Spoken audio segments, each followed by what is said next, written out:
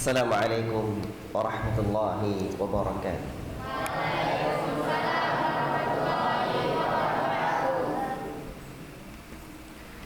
Innal hamdalillah nahmaduhu wa nasta'inuhu wa nastaghfiruh wa na'udzu billahi min shururi anfusina wa min sayyiati a'malina. من يهده الله فلا مضل له ومن يضلل فلا هادي له أشهد أن لا إله إلا الله وحده لا شريك له وأشهد أن محمدا عبده ورسوله يا أيها الذين آمنوا اتقوا الله حق تقاته ولا تموتن إلا وأنتم مسلمون يا أيها الناس اتقوا ربكم الذي خلقكم من نفس واحدة خلق منها زوجها وبث منهما رجالا كثيرا ونساء واتقوا الله الذي تساءلون به والأرحام إن الله كان عليكم رقيبا يا أيها الذين آمنوا اتقوا الله وقولوا قولا سديدا يصلح لكم أعمالكم ويغفر لكم ذنوبكم ومن يطع الله ورسوله فقد فاز فوزا عظيما أما بعد فإن أصدق الحديث كتاب الله وخير الهدي هدي محمد صلى الله عليه وسلم وشر الأمور محدثاتها وكل محدثة بدعة وكل بدعة ضلالة وكل ضلالة في النار.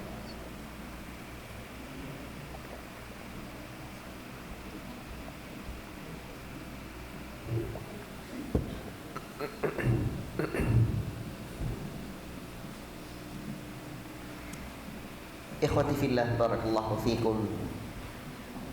InsyaAllah kita lanjutkan membaca hadis-hadis tentang fitnah ini. Tadi sudah berapa hadis? Oke. Apa? Asar tadi.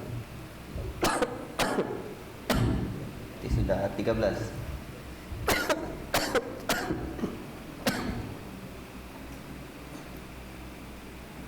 Tadi yang terakhir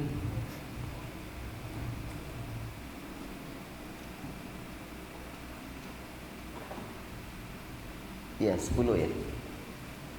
10 tadi.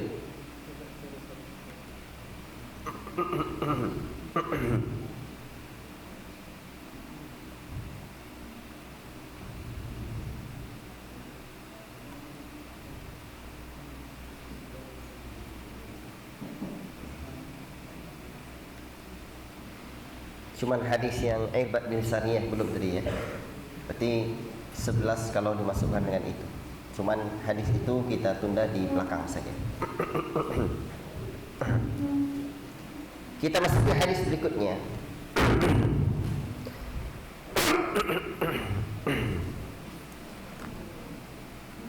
Ikhwati fillah, barakallahu fikum.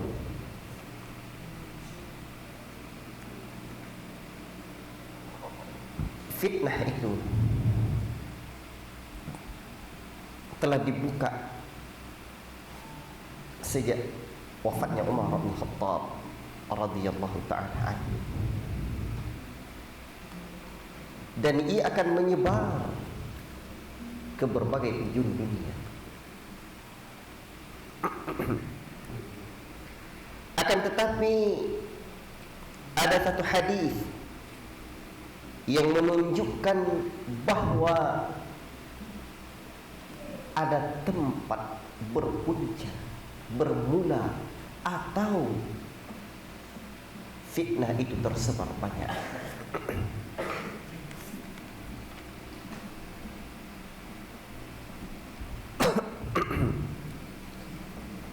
Di mana Rasulullah SAW pernah menyebutkan dari Ibnu Umar radhiyallahu ta'ala anhuma annahu sami'a Rasulullah sallallahu alaihi wasallam yaqul ala innal fitnata hahuna. Ketahuilah fitnah itu sesungguhnya datang dari sini.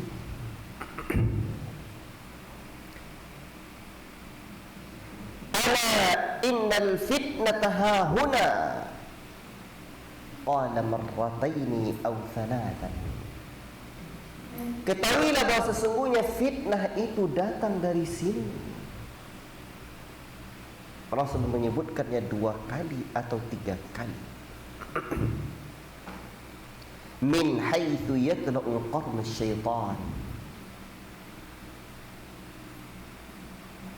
Dari arah munculnya tanduk syaitan. Dan Rasul memberikan isyarat kepada timur atau masyrik. Itu dalam riwayat Bukhari dan Muslim. Ya.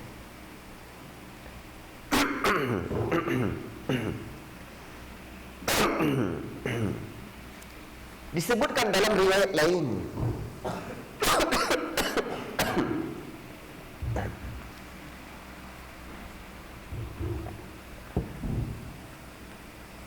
dari Salim bin Abdullah bin Umar, ia berkata,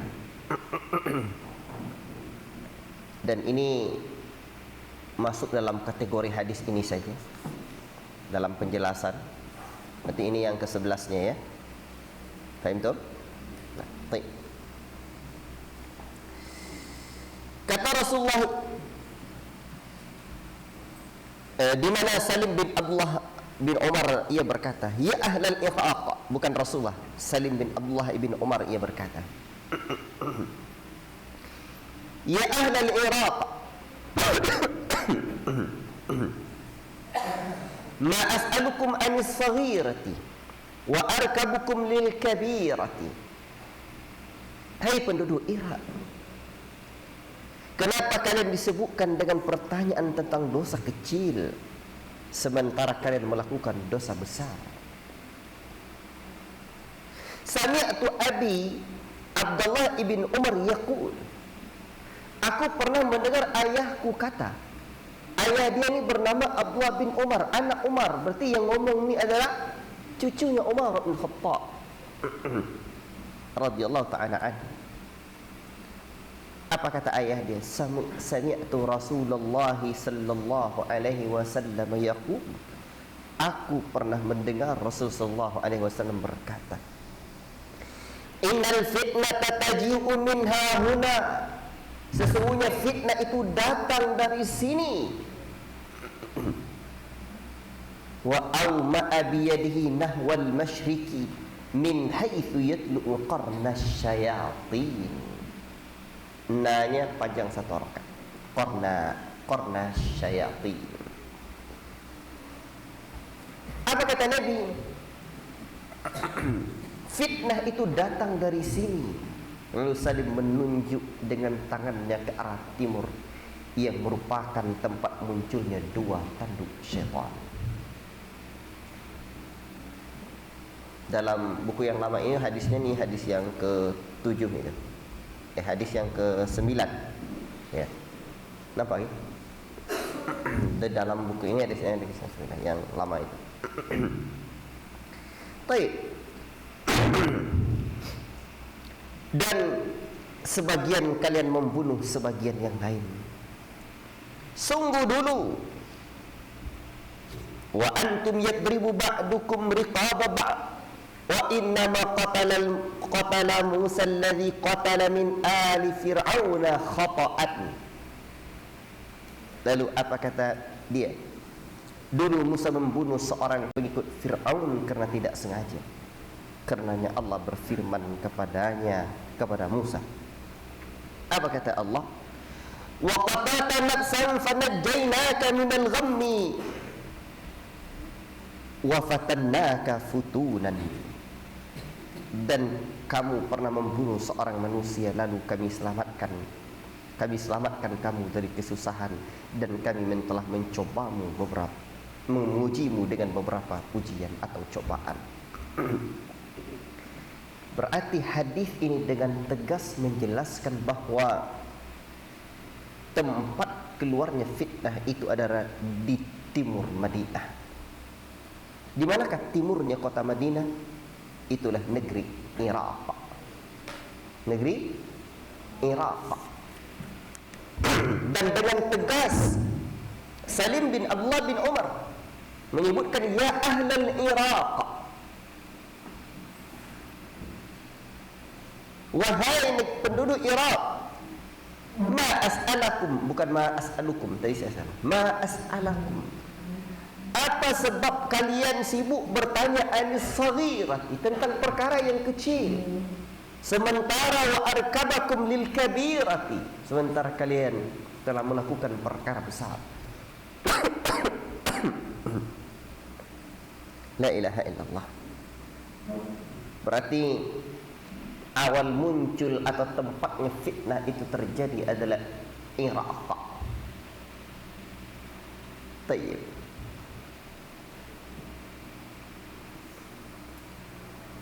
Ada sebagian orang membawakan hadis yang mulia ini bahawa tempat dua tanduk syaitan itu adalah Najd, Madinah.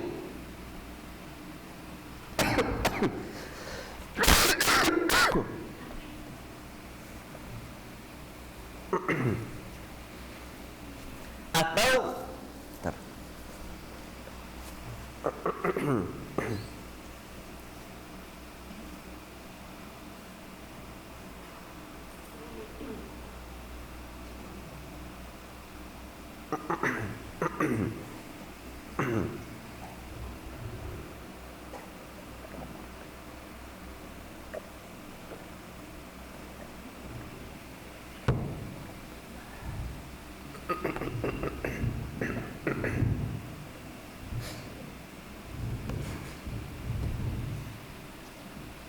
sebagian ahli bid'ah melencengkan makna yang sesungguhnya dari sebuah doa yang diucapkan oleh Nabi sallallahu alaihi wasallam, sehingga mereka mengatakan bahawa munculnya fitnah itu dari tempat tempat dua tanduk syaitan, dan itu adalah negeri Najd. Negeri Najd itu adalah negerinya Syekh Muhammad bin Abdul Wahab, di mana Rasulullah sallallahu alaihi wasallam dahulu pernah berdoa dengan satu doa yang sahih yang diriwayatkan oleh Al-Imam Al-Bukhari di dalam sahihnya. Allahumma barik lana fi Syamina, ya Allah berkahi negeri Syam kami. Satu, ingat ya. Allahumma barik lana fi Yamanina, ya Allah berkahi negeri Yaman kami. Qalu ya Rasulullah wa fi Najdina. Mereka para sahabat yang mendengar doa Nabi ini, mereka berkata, berkahi juga negeri Najd atau Najd kami, atau Najdina. Nabi lewatkan Najd atau Najd ini. Kata Nabi, Allahumma barik lana fi Syamina, ya Allah berkahi negeri Syam kami. Dah tiga. Allahumma barik lana fi Yamanina, ya Allah berkahi negeri Yaman kami. Dan mereka balik berkata, ya Rasulullah wa fi Najdina, demikian juga Najdnya kami ya Rasulullah. Kata rawi ini, aku mengira Rasulullah SAW menyebutkan untuk yang ketiga kalinya, tetapi Rasul malah berkata, hunaka al-zalazilu wal fitanu wa biha yatlu'u qarnu syaitan. Kata Nabi SAW, dan Nabi lewatkan, tidak mendoakannya Najd tadi. Apa kata Nabi? Di sana akan terjadi huru hara dan berbagai macam fitnah, dan di sana tempat munculnya tanduk syaitan. La ilaha illallah. Berarti kalau didengar dari hal ini sepintas, oh betul itu fitnah dari Najd. Ini kampung Muhammad bin Abdul Wahab, bahaya ini. Wahabi. Apa? Macam-macam nanti. Tetapi tidaklah sebuah riwayat bisa diterima dan ditafsirkan begitu saja dengan sekehendak dan sekemauan orang yang berbicara. Di antara sebab penyimpangan yang terjadi adalah tidak memahami apa kandungan riwayat itu, seperti apa yang dipahami oleh ulama-ulama terdahulu. Ketika Al-Imam Ibnu Hajar rahimahullah ta'ala menjelaskan tentang awal terjadinya fitnah, beliau menyebutkan dari arah timur yang mengakibatkan perpecahan di antara kaum muslimin, dan itu disukai oleh syaitan. Dan berbagai macam kebid'ahan muncul dari arah sana. Dan Ibnu Hajar juga membawakan kalamnya Al-Khattabi. Apa kata Al-Khattabi? Najd itu berada di arah timur. Artinya barang siapa berada di Madinah, maka Najd adalah terletak di pedalaman dan daerah-daerah di sekitar Irak, yaitu arah timur penduduk Madinah. Maka kata Najd makna asalnya adalah dataran tinggi, dan kebalikannya adalah ghor yang berarti dataran rendah. Jadi bukanlah kampung Najd tempatnya Syekh Muhammad bin Abdul Wahab. Tapi itulah yang diinginkan oleh ahli al-batil. Dan sudah tampak sudah ya ikhwan, bahwa sesungguhnya fitnah dari Irak telah terjadi dahulu. La ilaha illallah. Dan Rasul dalam riwayat lain juga sudah menyebutkan ra'sul kufri nahwal masyriqi, sumber kekufuran akan muncul dari arah timur, dari tempat ini, nahwal masyriqi. Wal fakhr wal khuyala'u fi ahli al khair wal ibil, al faddadina ahli al wabar was sakinatu fi ahli al ghanam. Ya. Ini bunyi hadis ini. Jadi Rasul sudah menyebutkan bahwa kekufuran datang dari negeri timur. Maka dari penjelasan Ibnu Hajar dan yang nukilan Ibnu Hajar dari kalamnya Al-Khattabi, itu nyatalah bahwa dia adalah negeri Irak. Baik.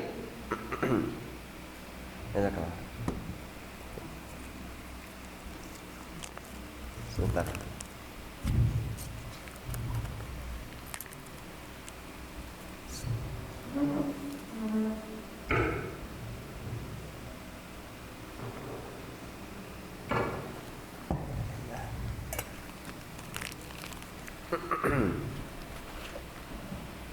Baik. Ikhwati fillah, barakallahu fikum. Dan telah terbukti dalam sepanjang sejarah bahwa fitnah-fitnah besar muncul dan menimpa umat ini dari Irak. Dan diantaranya pertama berkumpulnya sekelompok orang yang bersekongkol membunuh Utsman itu dari Irak. Nah, la ilaha illallah. Ya. Nah, ini fitnah. Kemudian juga terjadinya beberapa pertikaian besar antara para sahabat Nabi sallallahu alaihi wasallam, sebutlah seperti perang Jamal dan perang Siffin. Itu adalah fitnah Irak. Termasuk juga aliran Khawarij Haruriyah yang memberontak, yang menyatakan la hukma illa lillah, tidak ada hukum kecuali hukum Allah, tetapi tujuannya adalah batil. Termasuk juga munculnya aliran Qadariyah, Jahmiyah dan Mu'tazilah Bahkan fitnah berupa pertumpahan darah terus terjadi disebabkan ulah penduduk Irak atas umat Islam ini. La ilaha illallah. Di sinilah ya ikhwan, berarti berbahaya ini. Bahkan siapa saja yang meneliti hadis, menelaah hadis akan mengetahui bahawa Rasul sering memberikan isyarat ke arah timur, di mana isyarat ke arah tersebut dalam hadis-hadis yang berhubungan dengan Dajjal, Ya'jud dan Ma'jud, serta pertumpahan darah yang terjadi ketika sungai Efrat menyingkap adanya gunung-gunung yang terbuat dari emas, dan keburukan-keburukan lain. La ilaha illallah. Dan dari sana menyebar ke berbagai penjuru dunia. Namun bukan berarti tidak ada kebaikannya sama sekali, tidak juga. Ini maksudnya bahwa fitnah itu lebih banyak menimpa penduduk Irak. Mereka lebih mudah terjerumus ke dalam fitnah, dan sebagian besar kelompok yang terdapat dalam wilayah-wilayah tersebut penyebab terbesarnya di sana. La ilaha illallah. Bahkan sekarang kalau di Irak, apa yang ada banyak di sana? Syiah. La ilaha illallah.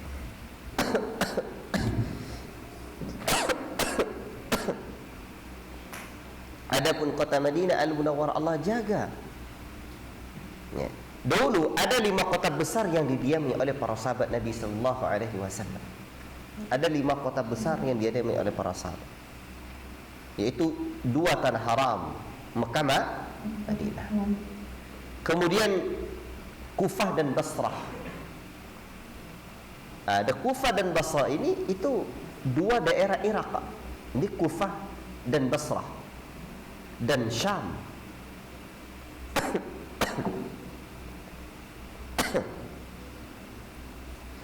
Dan ternyata kota yang Allah jaga adalah kota Madinah Al-Munawwarah. Adapun negeri Kufah yang terletak juga di Irak melahirkan aliran-aliran Syiah dan Murji'ah, dan itu menyebar ke berbagai penjuru kota. Adapun kota Basrah, ini penting, melahirkan Qadariyah dan Mu'tazilah serta ibadah-ibadah batil yang menyebar ke berbagai penjuru lainnya. Adapun dari kota Syam terdapat aliran lain seperti Nasabiyah dan Qadariyah. Adapun Jahmiyah berasal dari Khurasan. Tetapi Madinah Al-Munawwarah adalah negeri yang Allah Ta'ala jaga. Negeri yang Allah jaga. Hebat itu Madinah. Bahkan Madinah ini pernah disebutkan oleh Nabi sallallahu alaihi wasallam dalam hadis yang sahih diriwayatkan oleh Imam Bukhari dan juga Muslim. Innamal madinatu kalkiri.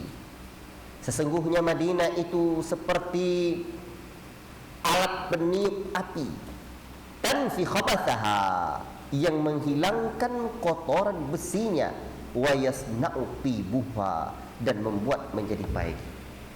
Jadi yang jelek-jeleknya, yang buruk-buruknya, manakala api dipanaskan, itu yang buruk-buruknya terbuang tuh, yang baiknya tinggal.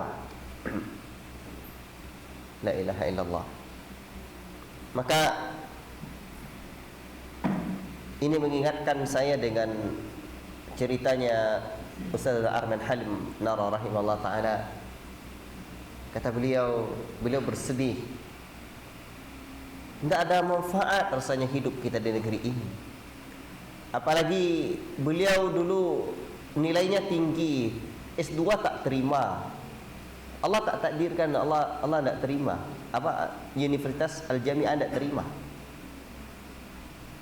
Ya. Padahal nilai beliau tinggi. Bahkan ayah beliau dulu cerita pada saya, nilai dia lebih tinggi dari adik iparnya, Dr. Asri. Tetapi Dr. Asri diterima, beliau tidak diterima. Kata Ustaz Arman Halim rahimahullah ta'ala, kalaulah bukan karena dakwah ya ikhwan, tidak ada rasa, tidak sebanding dan tidak ada arti apa-apa kita tinggal di negeri ini. Apalagi kita khawatir Madinah mengeluarkan kotoran-kotorannya. La ilaha illallah. Nah, itu kelebihan negeri Madinah, ya.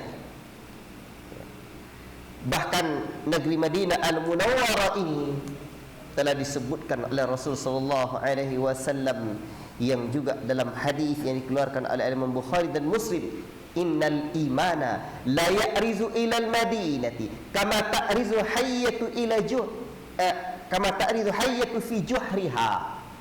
Ya, sesungguhnya iman akan kembali ke kota Madinah sebagaimana ular kembali menuju sarang di tanah. Ya. Iman, apa yang dimaksud dengan iman di sini? Seingat saya ashabuni dalam aqidatus salaf wa ashabul hadis membawakan hadis ini, ya, juga masuk dalam hadis tentang akidah. Haji, yang dimaksud dengan iman adalah ilmu dan amal.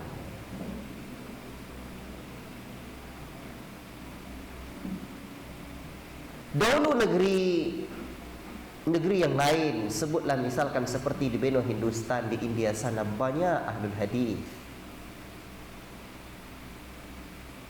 banyak. Dan sekarang di Madinah Al-Munawwarah, di Saudi, banyak juga ulama al-hadis. Kalau ditengok dari sisi sejarah lebih duluan di negeri lain. Kalau Khurasan, kemudian negerinya Al-Imam Abu Daud, Al-Bukhari, itu jauh lebih dulu.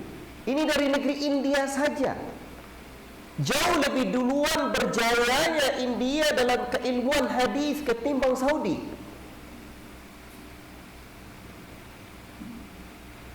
Tetapi belakangan,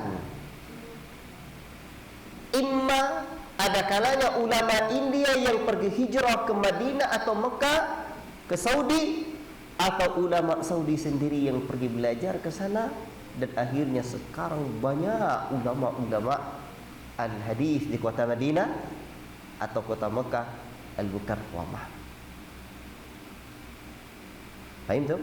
Dan salah satu alumni dari Hindustan sana, ya salah seorang al-hadis dari sana, saya pernah diskusikan tentang hadis ini. Beliau mengakui, inilah mungkin salah satu maknanya. Sekarang lagi banyak, ya, ulama-ulama al-hadis di Madinah, di Mekah. Ini hikmah besar. Rasul sendiri sudah sebutkan. Maka untuk itu, bahwa fitnah tersebut bukan berasal dari Madinah, bukan dari Saudi, tetapi dari arah timurnya Madinah. Di manakah itu? Najd. Dari manakah Najdnya itu? Yang maksud dengan Najd di sini, kata Imam Al-Khattabi, adalah negeri Iraq. Wallahu taala a'lam bis-shawab. Ini hadis yang penting kita untuk juga kita ketahui dalam bab ini. Baik. Hadis selanjutnya. An Thawban radhiyallahu taala anhu qala Rasulullah sallallahu alaihi wasallam, la taqumu as-sa'atu hatta talhaqa qaba'ilu min ummati bil musyrikina wa hatta ya'budul awthana wa innahu sayakunu fi ummati 30 kadzabuna kulluhum yaz'umu annahu nabiyyun wa ana khatamun nabiyyina la nabiyya ba'di.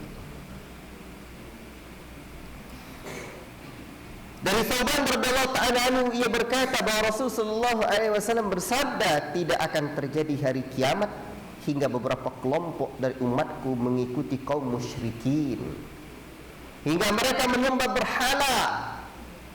Dan sesungguhnya ada pada umatku, ini umat Nabi, 30 orang pendusta kadzabun. Semuanya mengaku bahwa ia adalah seorang nabi, padahal aku adalah penutup para nabi, tidak ada nabi setelahku. Ternyata ada orang-orang yang mengaku jadi nabi. Ada saja. Padahal Nabi Muhammad sallallahu alaihi wasallam telah apa? Menjadi penutup sekalian para nabi itu. Namun akan ada orang-orang yang mengaku menjadi nabi, termasuk di Indonesia ini. Di Indonesia banyak ada ya beberapa orang yang mengaku jadi nabi. Dan yang terkenal, yang paling kalian kenal siapa? Siapa namanya? Yang paling terkenal mengaku jadi nabi siapa? Hah?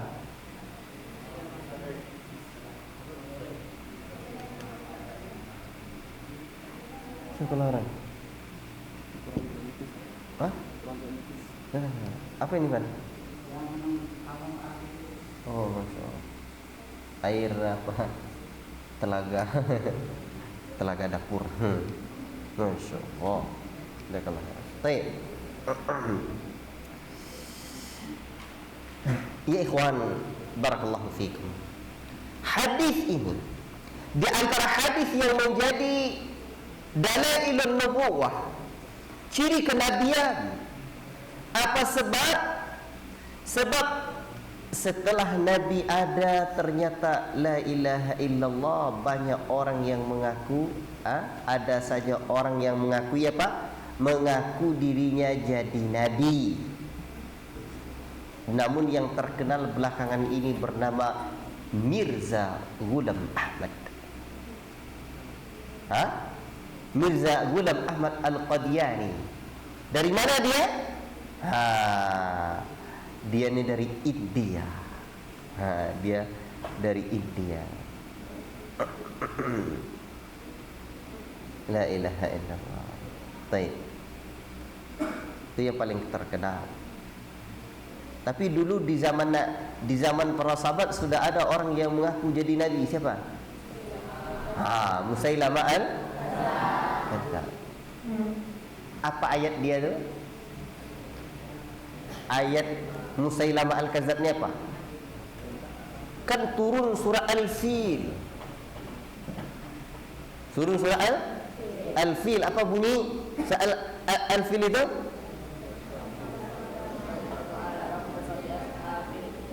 Alam tara kaifa fa'ala rabbuka.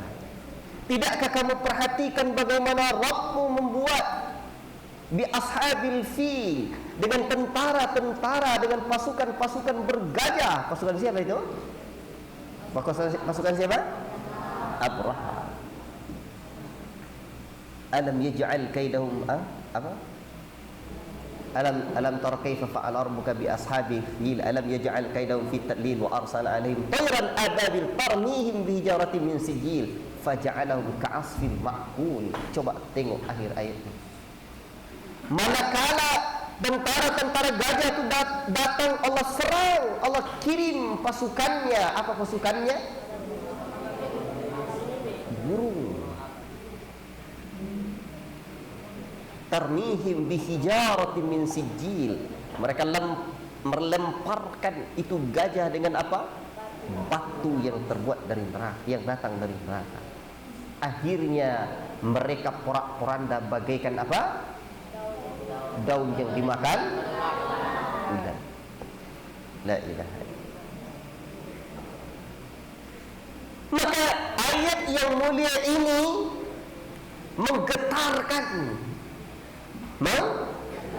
menggetarkan Musailamah al-Kadzdzab juga apa? Tidak mau kalah Akhirnya dia pun membuat ayat. Karena Allah Subhanahu wa taala sudah menyebutkan di dalam Al-Quran, wa in kuntum fi raibin mimma nazzalna ala 'abdina fa'tu bi suratin min mithlihi wa da'u syuhada'akum min dunillahi in kuntum shadiqin. Jika kamu ragu tentang ayat-ayat Allah Subhanahu wa taala, datangkan satu surat. Ya, datangkan satu surat.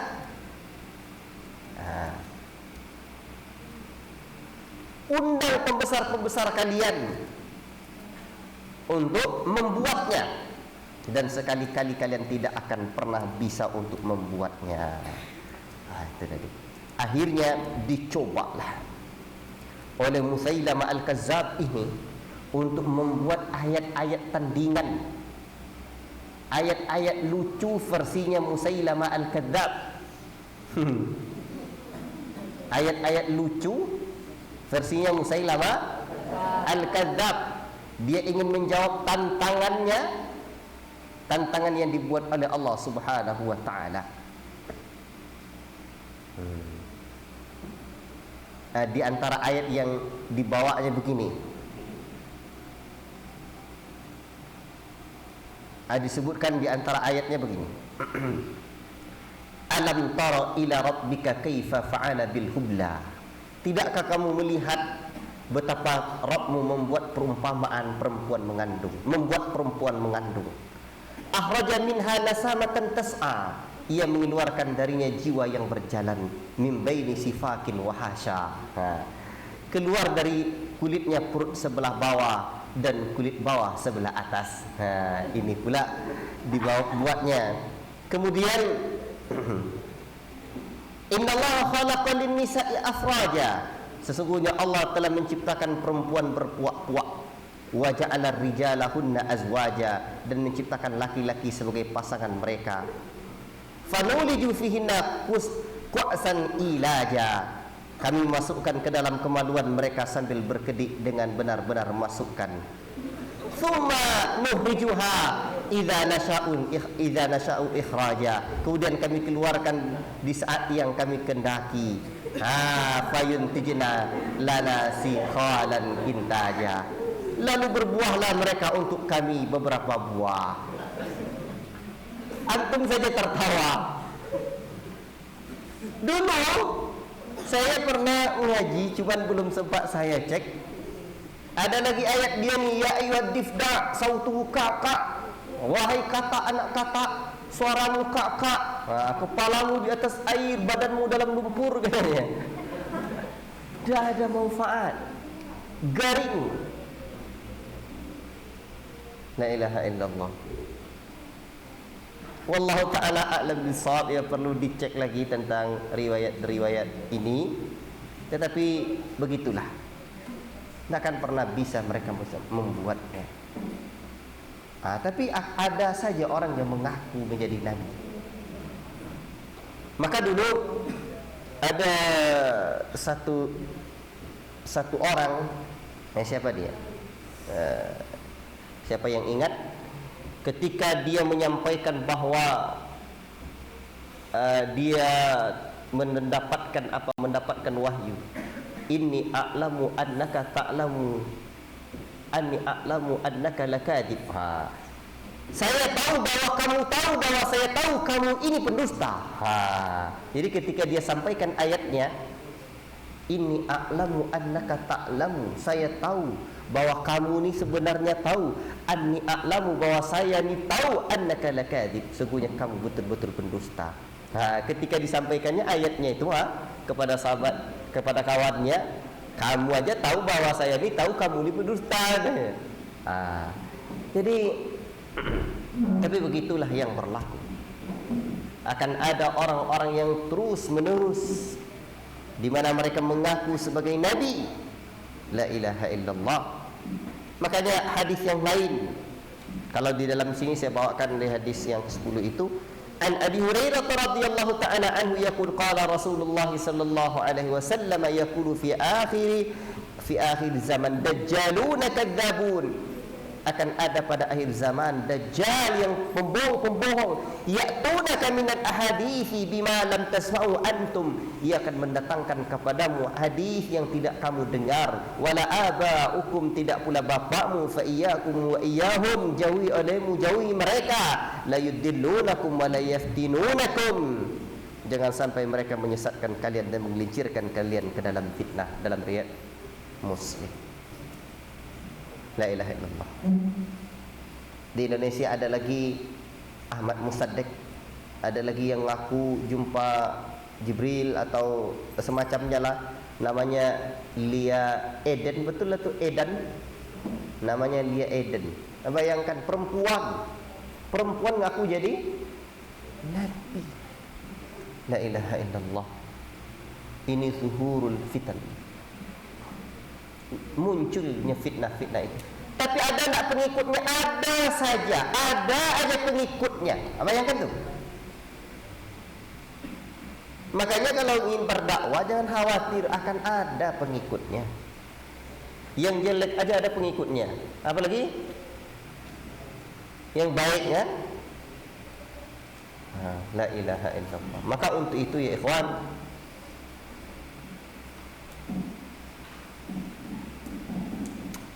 ini fitnah yang terjadi di tengah umat ini.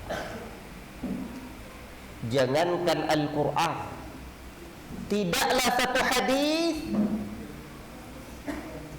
dipalsukan oleh seseorang dari negeri timur dan ia sebarkan, sekiranya tidak ada ulama di sana, akan Allah izinkan dengan karunia-Nya ulama dari negeri barat mengetahui bahwa tersebarnya hadis palsu itu. Karena Allah jaga agama ini. Inna nahnu nazzalna dzikra wa inna lahu lahafizun. Sesungguhnya kami turunkan Al-Quran dan kami pula yang akan memeliharanya. La ilaha illallah. Wallahu ta'ala alam bisawab. Cukup sekian dulu apa yang dapat kita sampaikan pada kesempatan ini. InsyaAllah subuh besok kita lanjutkan. Dan nampaknya belum sampai separuh ya. InsyaAllah kita lanjutkan pada hari-hari yang tidak ada jadwal saya pada waktu-waktu itu. Atau kita lihat masalahnya, mungkin ada jadwal yang ditunda untuk menyelesaikan 40 hadis tentang fitnah ini. InsyaAllah ta'ala. Wallahu ta'ala alam bisawab. Sallallahu alaihi wasallam ala nabiyina Muhammad wa ala alihi wa sahbihi ajma'in. Wassalamualaikum warahmatullahi wabarakatuh.